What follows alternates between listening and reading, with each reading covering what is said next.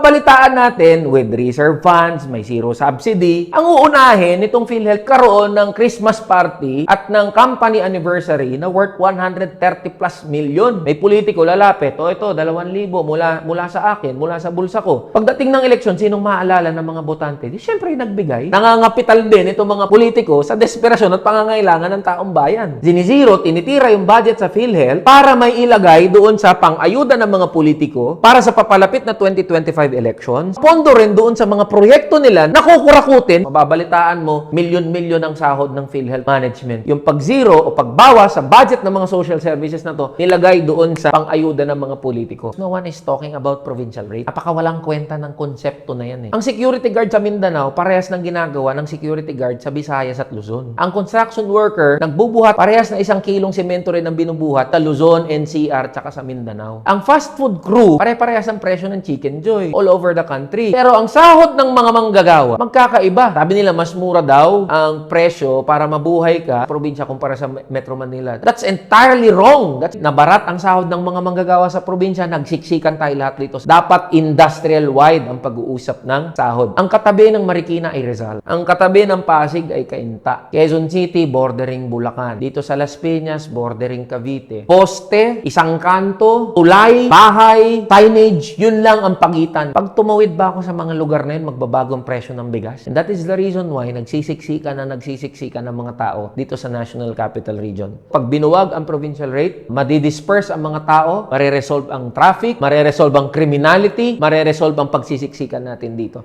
Ang sponsor natin ngayon ay HypeHive, isang platform na nagpapadali sa mga appointment kaysa dati. So off the record, nagkaroon kami ng mga guest tulad ng healers, therapists, at freelancers. At lagi kaming nakakatanggap ng mga komento kung saan sila mahahanap at paano sila mabubook. Masaya kaming makipag-partner sa HypeHive para magbigay ng discount sa teams para sa pinakamadaling booking experience. At ang pinakamagandang parte, kung mag-sign up ka ngayon bilang solo freelancer, libre ito! Pumunta lang sa description at i-click ang link sa ibaba. Ngayon, balik na tayo sa video. Ngayon, pag-usapan naman po natin itong hot topic po. Yeah. Since last year po ito, no, yung PhilHealth controversy po. Ano pong, pwede niyo po ba kami bigyan ng background po dyan? Ano po bang nangyari dyan sa PhilHealth na po? Long story short, walang ibibigay ang gobyerno na subsidy o budget para sa PhilHealth ngayong taon. So, ibig sabihin, yung gobyerno ay hindi magbibigay ng kanyang kontribusyon dito sa PhilHealth.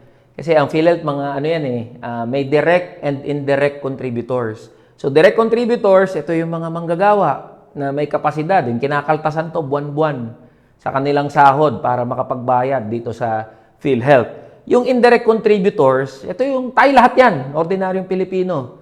May trabaho wala, mayaman, mahirap, indigent, senior citizen, PWD, lalong-lalo na, ay sakop pa rin ng PhilHealth dahil meron tayong batas na tinatawag na Universal Healthcare Act. So sabi nitong batas na to, dapat lahat ng Pilipino ay may access o covered ng PhilHealth.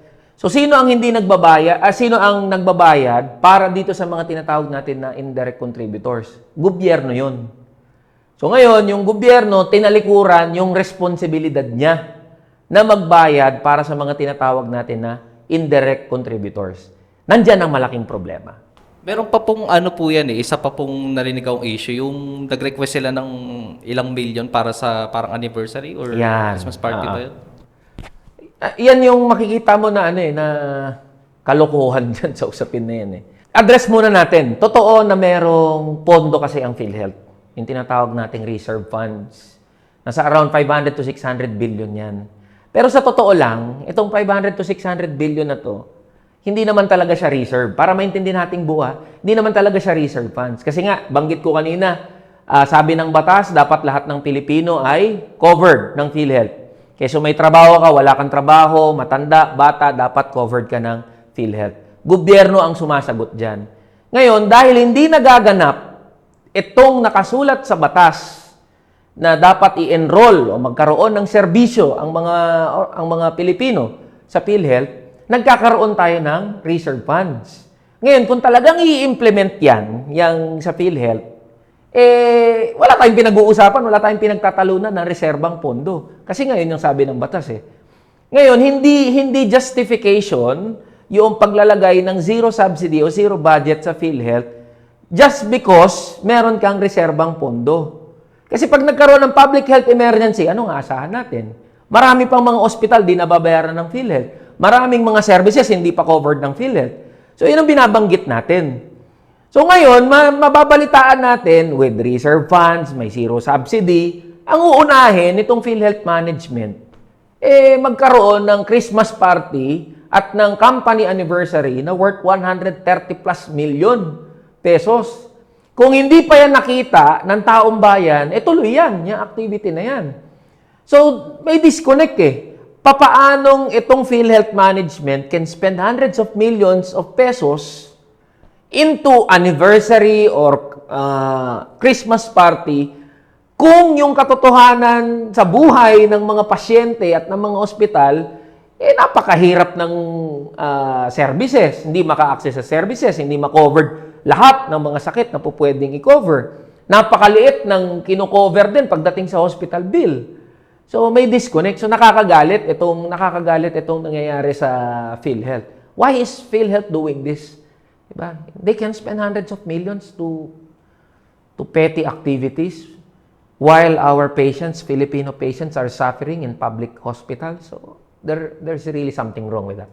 Hindi lang ngayon yan. Hindi lang yung pagsisiro sa subsidy. Take note, last year, the national government tried to take na 90 billion pesos excess, quote-unquote, excess funds of PhilHealth papunta sa national treasury natin. So, pinalagan din natin yan. In fact, nagkaroon ng temporary restraining order dyan Pinatigil ng Korte Suprema yung paglipat ng pondo ng PhilHealth papunta sa national treasury dahil kinalampag yan ng taong bayan. Hindi nga po pwede magkaroon ng lipatan ng pondo Dapat dagdag serbisyo o mas mababang contribution. Kung may sobra-sobra palang pondo, meron palang reserve funds na tinatawag, it should translate, according to law, it should translate to lower monthly contributions or wider coverage ng iba't ibang serbisyo ng PhilHealth. Hindi nangyayari. Ito hindi maintindihan ng marami. Hindi nangyayari yan. Yung lower premium, pwede na hindi tayo magbayad. Pwede na pababain yung kinakaltas sa sahod ng mga manggagawa in terms of PhilHealth contributions. Pero hindi nangyayari yung mga bagay na yan. So, malaking problema yan. Ngayon, yun yung umpisa. Transfer yung pondo. Second, sinizero yung budget o subsidy. Sa kabilang banda, mababalitaan naman natin, merong pondo na inilalagak sa budget ng mga politiko. Ano yung mga example niyan? Merong 27 billion para sa Ayuda ang Kapusang Kita program. Pang-ayuda yan ng mga politiko. There's nothing wrong with ayuda. There's nothing wrong with that. In fact, I support that. May mga tao talaga na nangangailangan ng ayuda. May mga tao na nangangailangan ng agarang suporta mula sa gobyerno. Pero the problem is, papaano ba ang distribution ng tulong o suporta mula sa gobyerno papunta sa mga tao? Di ba, kinakailangan, nandyan muna yung mga politiko, dadaan sa congressman, dadaan sa mayor, dadaan kung kanino mang politiko, bago makapunta dun sa nangangailangan na beneficiary. Hindi magkakaroon ng payout hanggat wala yung congressman. Hindi magkakaroon ng payout hanggat di nakakapagsalita yung mga politiko. So, it has become already a tool for politicking, pamumulitika. At alam naman natin, come 2025 elections, may mga muling tatakbo ng mga politiko sa iba't ibang posisyon ng gobyerno. And what's the best way for them to be recognized by the electorate? Di sa pamamagitan ng ayuda. So seemingly, this is a legal vote buying. I'm not saying na yung lahat na nakakatanggap ng ayuda, iboboto agad kung sino yung nagbigay sa kanila ng pera. But factor siya, contributory factor siya para yung mga tao maalala. Kasi just come to think of it this way. Halimbawa, may pamilya ka, gutom yung anak mo, may sakit yung anak mo, kailangan mong bilan ng gamot, kailangan mong bilan ng pagkain, wala kang pera, wala kang trabaho. May politiko, lalapit, ito, 2,000 mula sa akin, mula sa bulsa ko. Sasabihin niya ganun, pwedeng ganun Pagdating ng eleksyon, sinong maaalala ng mga botante? Di syempre nagbigay ng ayuda. So this is also a way na kung paano nangangapital din itong mga politiko sa desperasyon at pangangailangan ng taong bayan. So, yun yung problema. So, merong budget ang PhilHealth na kinukuha ng national government, ilalagak sa iba't ibang mga proyekto ng gobyerno. Makikita mo yung mga proyektong palayan, pang-ayuda, doon sa DPWH, naglagay ng 100 bilyong piso. Ano ba meron dito sa project ng DPWH? Mga flood control project. Mga nandoon sa tinatawag natin na unprogrammed appropriations, mga infrastructure project yan, kung saan nakasingit yung korupsyon ng mga politiko. So, pag mapagtatagpi natin yung istorya nitong PhilHealth, tapos yung nangyayari sa budget, kasi magkaugnay yan eh. Zinizero, tinitira yung budget sa PhilHealth para may ilagay doon sa pang-ayuda ng mga politiko para sa papalapit na 2025 elections at pampondo rin doon sa mga proyekto nila na infrastructure na kukurakutin ng mga politiko. So, ang tawag natin dito, ginisa tayo sa sarili nating mantika. So, that's the really problematic aspect of the PhilHealth budget. Nagsasanga-sanga siya at may kinalaman yung 2025 budget natin. So, that is why there is a strong opposition against this.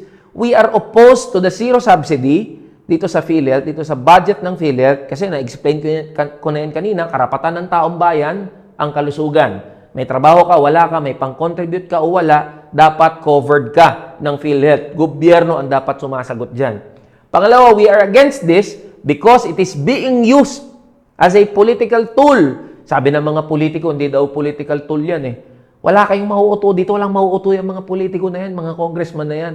When you go to the barangays, pumunta kayo kahit saan, alam ng taong bayan papaano ang siste ng pamimigay ng ayuda. So it has become a tool for political interests nitong mga nakaupo. Tapos, third, yung problema ng PhilHealth management.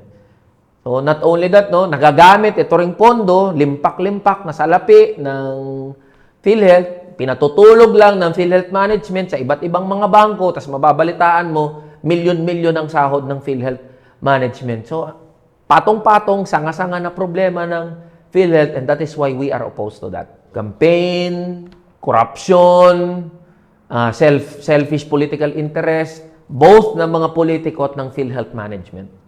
Kilala niyo po ba kung sino-sino po yung mga taong ito? Ay, oo. O, pwede bang pangalanan natin yan? O Martin Romualdez, Speaker of the House. Pwede ba na? Pangalanan direct? Oh, si Martin Romualdez. Martin Romualdez is the brainchild of AKAP. Wala naman tayong AKAP na pinag-uusapan eh.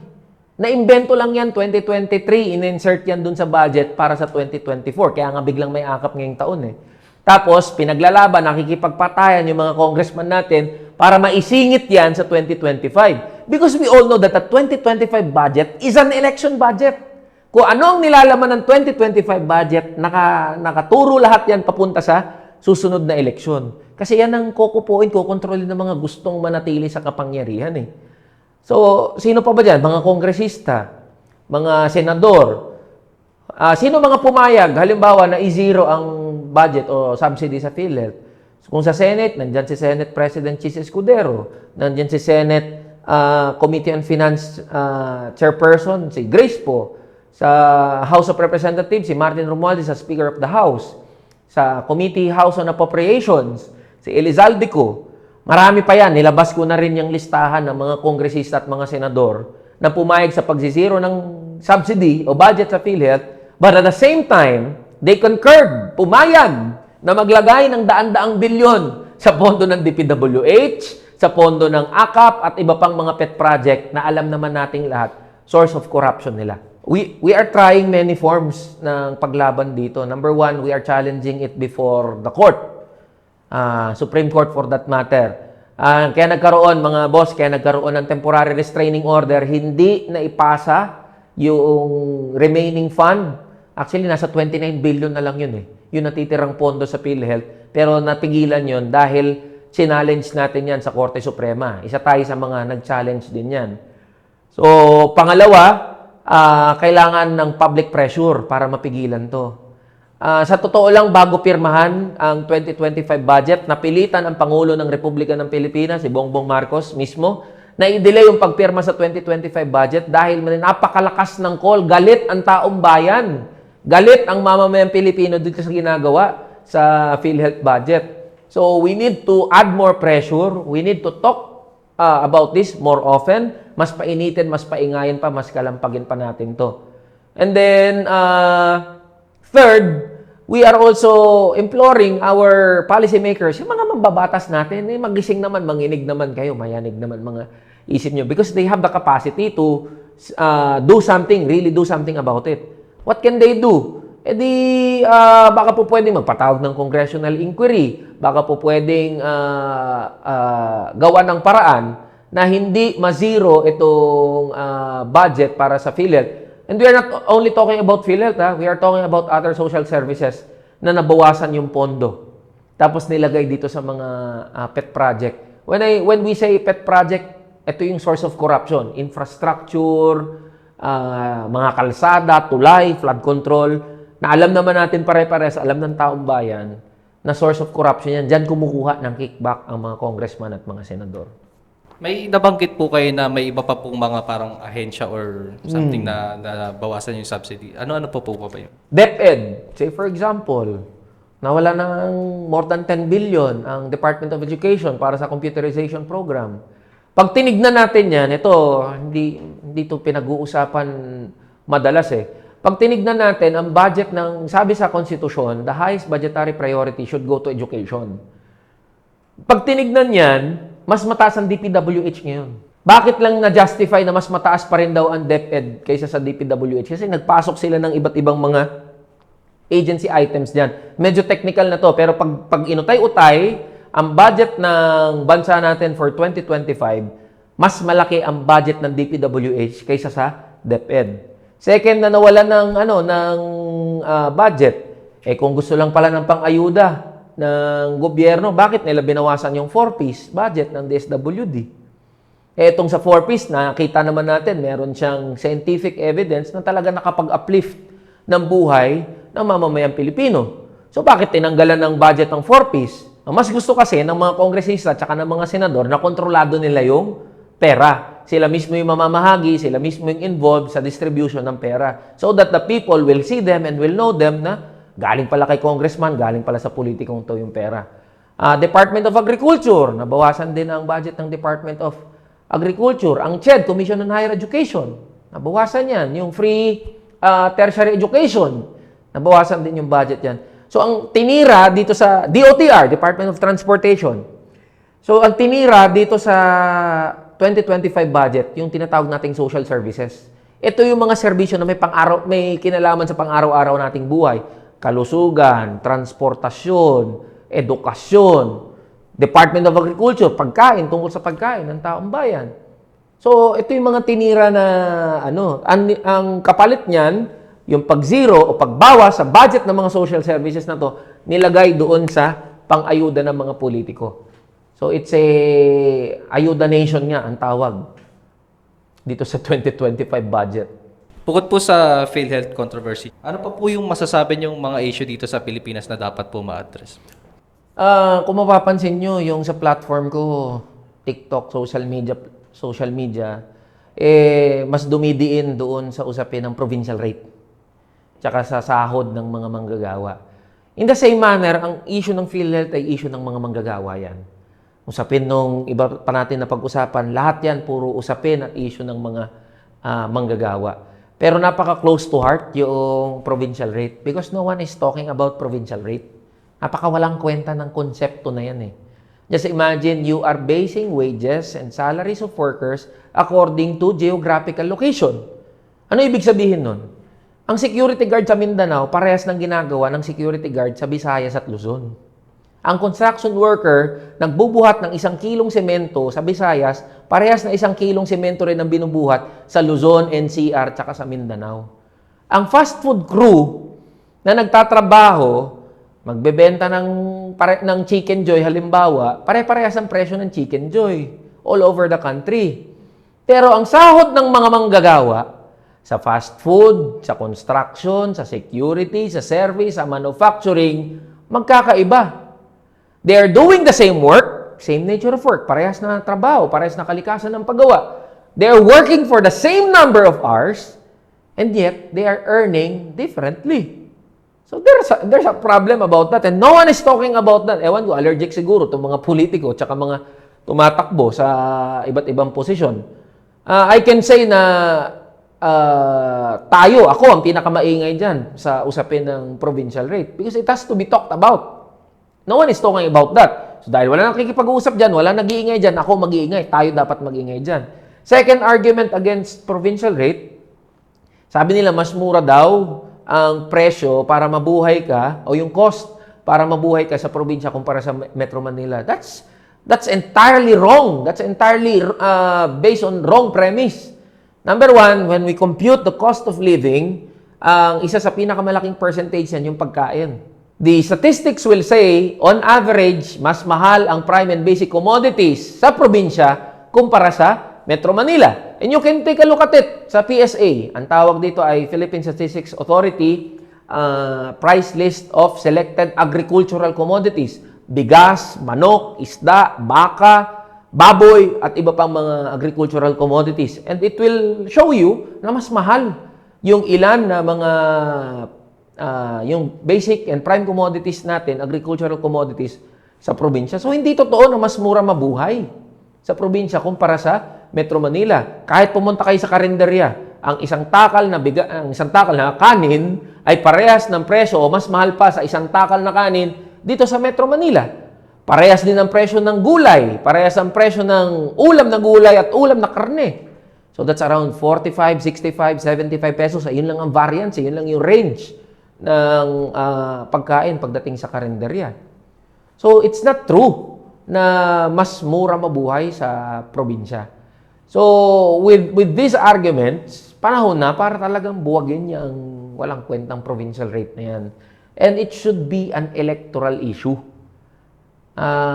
Dapat singilin o pag-usapan sa eleksyon itong provincial rate. Sino ba ang mga... Kasi lahat ng politiko ang babait eh. Lahat ng tumatakbo, may sinasabi para sa mga manggagawa, para sa mga ordinaryong Pilipino. But have we heard anything from them about provincial rate? Who among them are speaking na mabuwag na itong provincial rate? Because the issue of provincial rate, at the core of it all, pinakaubod niya, is justice. Hustisya sa mga manggagawa sa probinsya. Parehas lang naman ang trabaho, parehas lang ang pagod, parehas na kumakain, parehas nagpapaaral ng anak, parehas na nagko-commute. Bakit magkakaiba ang sahod? So it's high time that we should talk about this. At yan din naman yung diyan ako nakilala, diyan na sa platform na yan. And I'll make it to a point na mas paiingayan pa yung usapin ng provincial rate. Ang main argument, yung cost of living. Mas mura daw sa probinsya. Tapos, pero yung isa, batas kasi yan Republic Act 6727, Wage Rationalization Act of 1989. The premise of the law is this: we must bring development to the countryside, or to the regions, to the provinces. How do we bring development to the provinces? Dapat maging kaaya-aya daw ang mga probinsya sa mga negosyo, sa mga industriya. Paano magiging kaaya-aya ang mga probinsya sa negosyo o industriya? By making the wages competitive. So paglaban-labanin daw yung mga sahod ng mga manggagawa. Ang ibig sabihin nun, hindi dapat pantay ang sahod sa Metro Manila at sa probinsya dahil iba naman daw yung pangangailangan sa probinsya kumpara dito sa Metro Manila. By doing that, you are attracting businesses to put up their businesses to provinces. Now, tignan natin ngayon, where are the industrial parks? It's based in Laguna, Batangas, nasa na mga Freeport areas, mga labor-intensive to, mga pabrika, mga manufaktura. Di ba, nasa probinsya sila? Ngayon, ang problema nitong sa mga industrial parks na to, they're labor-intensive, parehas ng ginagawa dito rin sa mga pabrika dito sa Metro Manila, pero the workers are earning provincial rates. So, naging tawag dito, palusot ng mga malalaking kumpanya itong provincial rate para mas kumita sila ng mas malaki mula dito sa mga manggagawa na nagtatrabaho ng parehas na trabaho kumpara sa mga manggagawa sa Metro Manila. Case in point, malls, department stores, supermarkets, mga pabrika, call center. You go to Metro Iloilo, Metro Cebu, Metro Davao, Metro Jensan, Metro cities in different provinces. Pag pumunta ka sa mga lugar na yan, parang Metro Manila na rin They have call centers, they have malls, they have department stores, they have fast food etc. So, malalaking kumpanya itong mga to. They can pay their workers Manila rate. And yet, they're not doing that. Pag tinanong bakit, pabalik sila doon sa sabi ng batas. Sabi kasi ng batas, provincial rates RA 6727. Pag inutayan, bakit magkaiba po dapat ang sahod ng manggagawa? Sasabihin nila, cost of living. Sabihin nila yung demand, yung balik daw ng kapital ng industriya. Yung ininvest nila, dapat mag-translate daw into more jobs, etc. etc. Puro palusot na lang yan. So at the end of it all, hindi natupad yung pangako ng batas na fully ma-develop ang countryside, ang provinces, para magkaroon ng mga negosyo. Second, nabarat ang sahod ng mga manggagawa sa probinsya, nagsiksikan tayo lahat dito sa National Capital Region. So, third, kaya kailangan ng i-review yan. We should not base wages of workers according to geographical location. But we should base the salaries and wages of workers according to the industry. Lahat ng security guard, keso nasa Luzon, Visayas, Mindanao, NCR ka, dapat pare-parehas yung sahod ng mayan. Yung minimum wage, pinag-uusapan natin. Lahat ng fast food crew, Luzon, Visayas, Mindanao, industry. Lahat ng nasa service, manufacturing, at kung ano-ano pa na mga industriya na meron tayo dito sa Pilipinas, dapat industrial-wide ang pag-uusap ng sahod. It should not be geographical. Ipasok ko lang itong magandang description yan, visual description. Ang katabi ng Marikina ay Rizal. Ang border lang nun, Poste. Pag pumunta ka ng Sumulong Highway. Ang katabi ng Pasig ay Cainta. Rizal na rin yun. Quezon City, bordering Bulacan. Dito sa Las Piñas, bordering Cavite. Dito sa Muntinlupa, bordering San Pedro, Laguna. Poste, isang kanto, tulay, bahay, signage, yun lang ang pagitan ng mga probinsya, ng mga lugar na yan. Pag tumawid ba ako sa mga lugar na yun, magbabagong presyo ng bigas, magbabagong presyo ng baboy, ng isda, ng manok, magbabago ba presyo ng kuryente, tubig? Hindi naman eh. So bakit ibinabata yung sahod ng mga manggagawa? Batay sa geographical location. And that is the reason why nagsisiksika ng mga tao dito sa National Capital Region. Telling you, if pag binuwag ang provincial rate, madidisperse ang mga tao from Metro Manila pabalik sa kanilang mga probinsya, mareresolve ang traffic, mareresolve ang criminality, mareresolve ang pagsisiksikan natin dito. So it resolves many issues. So it is really high time that we should talk about this. Since 1989, walang nag-uusap tungkol dyan. Walang may lakas ng loob na magsalita tungkol dyan. Ito mga napag-usapan is these are also the reasons why I take that challenge to participate in the 2025 elections. Kasi hindi sapat na maingay lang sa social media. Hindi sapat na galit lang ako. Hindi sapat na galit lang tayo. We must translate this anger, this frustration into something tangible. At ano pa ang mas tangible sa papalapit na halalan? Ano pa ang mas tangible sa mag-aspire ka ng public position para ikaw mismo ay makalahok, para tayo mismo ay makalahok doon sa paggawa ng mga batas na nakakaapekto sa buhay natin.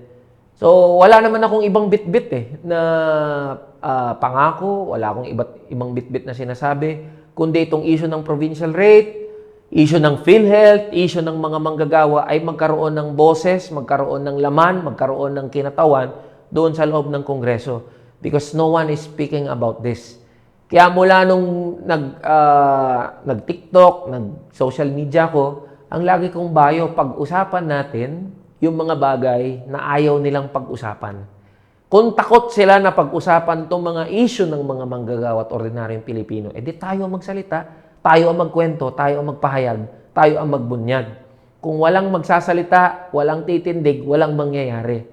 Wala akong ilusyon whatsoever na magiging madali itong laban na to. Especially in a country na may politika na pinatatakbo ng pera at kapangyarihan ng iilang grupo lang. Wala akong ilusyon na magiging madali yan. Pero it's not also stopping me. Not everything is lost. Not all hope is lost. I am very hopeful and I am very happy to take part into this struggle, into this battle. I know that many people and many workers are very supportive of this cause. And I'll be more than glad to represent itong galit, itong hinaing ng mga ordinaryong Pilipino at mga manggagawa. So, yun ang rason kung ba't ako tumakbo as first nominee ng isang party list sa 2025 elections.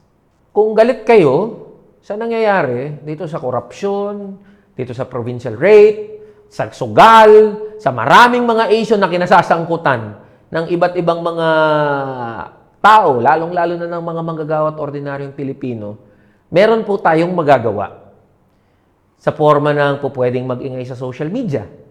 Pupwedeng post. Kung ayaw nyo gumawa ng sarili nyong content, edi mag-repost kayo ng mga napapanood nyo, nakikita, nababasa nyo sa social media. Lahat tayo may smartphone. Lahat tayo may access sa social media. We can make use of that. Kung hindi tayo makakilos, actually, sa lansangan, kung hindi tayo makapunta, makapag-rally, makapag-ingay, sa personally, dito sa kalye, pwede nating dalhin yan sa social media. Mga lampag tayo, mag-ingay tayo, puntahan natin yung pages ng mga politiko, kalampagin natin sila. Second, inaanyayahan ko rin kayo na magsalita. Hindi ako savior. Yung mga kagaya ko sa social media ay hindi savior, hindi tagapagligtas, hindi ko re-resolbahin ang problema ng taong bayan. Walang ibang makakapagbigay ng solusyon sa problema ng mga manggagawa, kundi mga manggagawa rin. Walang ibang makakapagbigay ng solusyon sa problema ng ordinaryong Pilipino, kundi mga ordinaryong Pilipino rin. That is why, lagi nating sinasabi, kada eleksyon, ang tunay na kapangyarihan ay nasa taong bayan, wala sa mga politiko. So, kumilos, mag-ingay, magsalita, ipalaganap natin, kausapin natin yung mga katrabaho natin, kamag-anak natin, tungkol dito sa mga issue natin. Huwag nating iasa na lang sa iisang tao o ilang mga tao itong mga problema natin. Tayong lahat dapat ay kumilos at magsalita sa mga isyong to. Pangatlo, kung gusto nyo na mapalitan itong mga nanloloko sa atin, nangungurap sa pondo ng bayan, we can do something about it by electing new breed of leaders. New set of leaders. Tulad na lagi kong binabanggit, ang mga politiko maraming pangako. Madali nating makita at masipat yan kung tunay yung sinasabi nila batay sa kanilang track record, batay sa kanilang background. Sila ba talaga ay para sa atin, mga ordinaryong Pilipino, mga manggagawa? Sila ba ay nagsasalita at buhay na karanasan ba nila itong mga sinasabi nila ng mga issue? Kung hindi nila masagot yan at hindi nila matindigan yan, mag-isip-isip tayo mga boss. Lastly, kailangan nating maging critical sa papalapit na 2025 elections in the presence of billions of pesos being poured into the electoral machinery of politicians. Kailangan nating mas maging mapanuri. Kailangan nating mas maging vigilant sa mga tumatakbo. Not everyone who say that they will serve us will really serve us. Marami dyan mga nagbabalat kayo. So yun lang mga boss, kaya natin yan.